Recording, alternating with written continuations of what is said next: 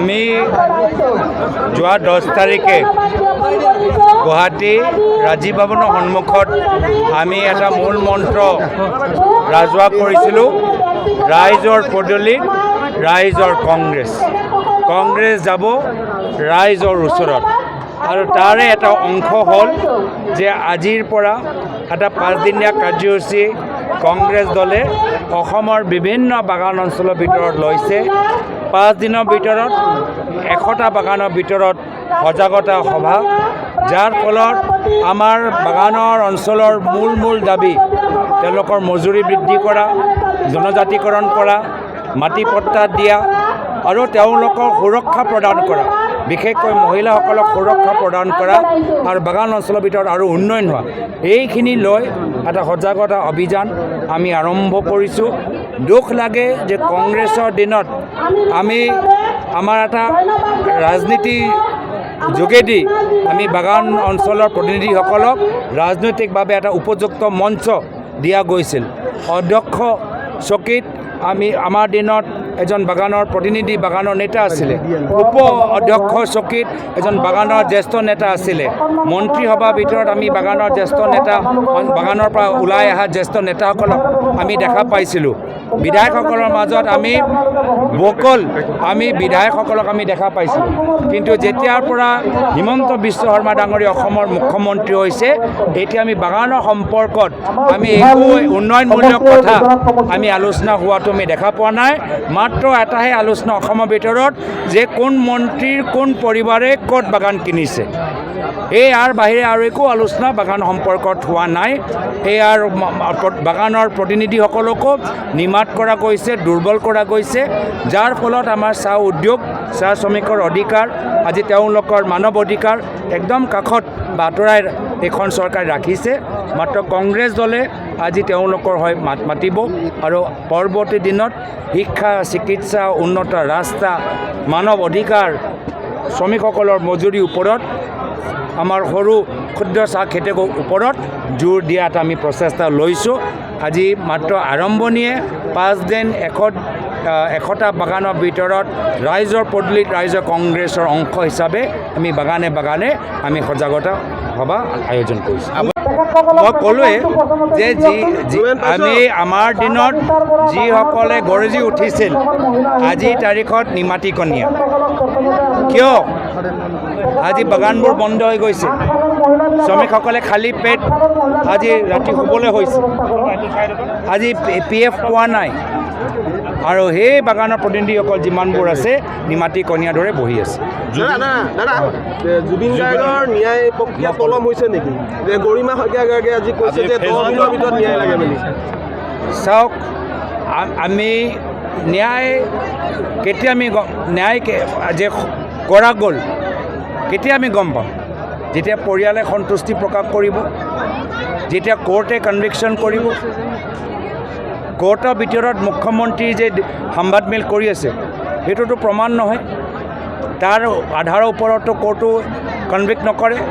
কোৰ্টে convict কৰিব মাত্ৰ police evidence ওপৰত, আৰু যদি পুলিচৰ ওচৰত ভাল এভিডেন্স নাই, যদি ভালকৈ ইনভেষ্টিগেশ্যন কৰা নাই, তেতিয়া এই যিসকল অভিযুক্ত তেওঁলোকে বেল পাই মুকলি আকাশৰ তলত আগৰ দৰে ঘূৰি ফুৰিব, ছিংগাপুৰলৈ যাব, বেংককলৈ যাব।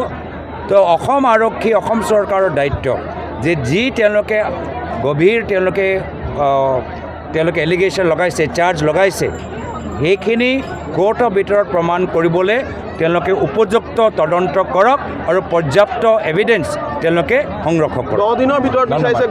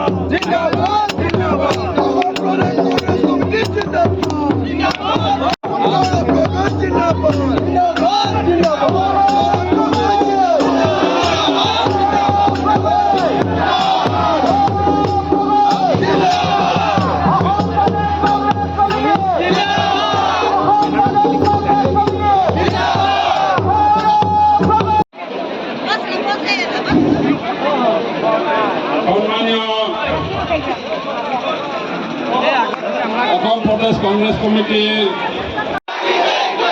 শ্রমিক के 500 अकाउंट का हैजा বৃদ্ধি করো শ্রমিক के 500 अकाउंट का हैजा বৃদ্ধি করো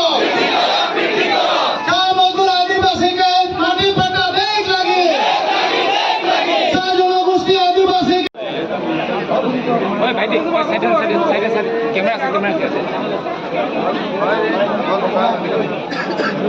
ওই সন্মুখত আমাৰ হেৰি যোৰহাট লোকসভাৰ সন্মানীয় সাংসদ, লোকসভাৰ বিজেপি সভাপতি, প্ৰাক্তন মুখ্যমন্ত্ৰী, সভাপতি, প্ৰাক্তন মন্ত্ৰী, প্ৰাক্তন সাংসদ ৰিপুণ বৰা ডাঙৰীয়া, ইয়াত উপস্থিত অসম চাহ মজদুৰ আদিবাসী কংগ্ৰেছ কমিটিৰ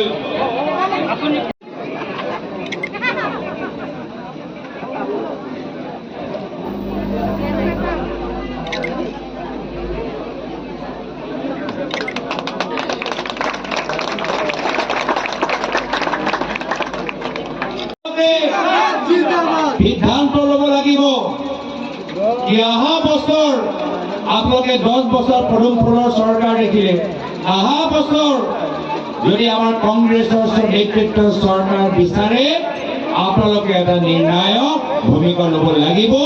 আপোনালোকে নিজৰ বিবেক শক্তি ব্যৱহাৰ কৰিব লাগিব। আপোনালোকে নিজৰ ল'ৰা ছোৱালী উজ্জ্বল ভৱিষ্যতৰ বাবে চিন্তা কৰিব লাগিব। বাগান অঞ্চলৰ খোৱা পানীৰ পৰা এই জেজেমৰ পাইপ য'ত পানী নোলায় তাৰ পৰা হাতী যে ক'ৰবাত সোমাই যায়, এই বিভিন্ন সমস্যা লৈ চিন্তা কৰিবলৈ যদি এটা ভাল এটা চৰকাৰ বিচাৰে তেতিয়া আপোনালোকৰ সন্মুখত এটাই বিকল্প থাকিব, হাতৰ চিনপত ভোট দি কংগ্ৰেছৰ নেতৃত্বৰ চৰকাৰ গঠন কৰা। আৰু ইতিমধ্যে ৰাইজে কৈছে, অসমৰ ৰাইজ বিশেষকৈ নৱপ্ৰজন্ম ইতিমধ্যে কৈছে এইবাৰ যুঁজ এখন হ'ব, এইবাৰ যুঁজ এখন হ'ব। ৰাইজ এবাৰ যুঁজিব হিমন্ত বিশ্ব শৰ্মা ডাঙৰীয়াৰ অহংকাৰৰ বিৰুদ্ধে। ৰাইজ এবাৰ যুঁজিব হিমন্ত বিশ্ব শৰ্মা ডাঙৰীয়াৰ অন্যায় আৰু অত্যাচাৰ বিৰুদ্ধে। আৰু ৰাইজ এবাৰ ভয় নকৰে, যিহেতু ৰাইজৰ লগত কংগ্ৰেছ দল আছে। আৰু সেইকাৰণে এতিয়া অসমৰ ৰাইজ বিশেষকৈ নৱপ্ৰজন্মই ক'বলৈ আৰম্ভ কৰিছে, এই যুঁজ এখন হ'ব যে এই তাত আৰু এটা লাইন আছে, এই লাইনটো কিবা আছিলে,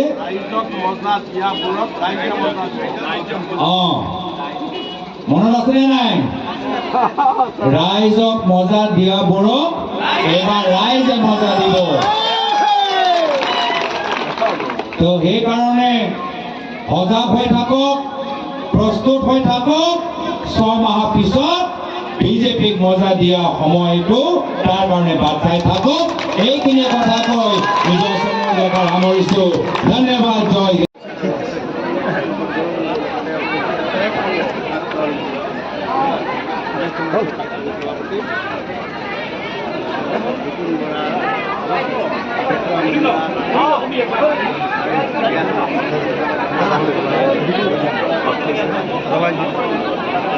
হিন্দ।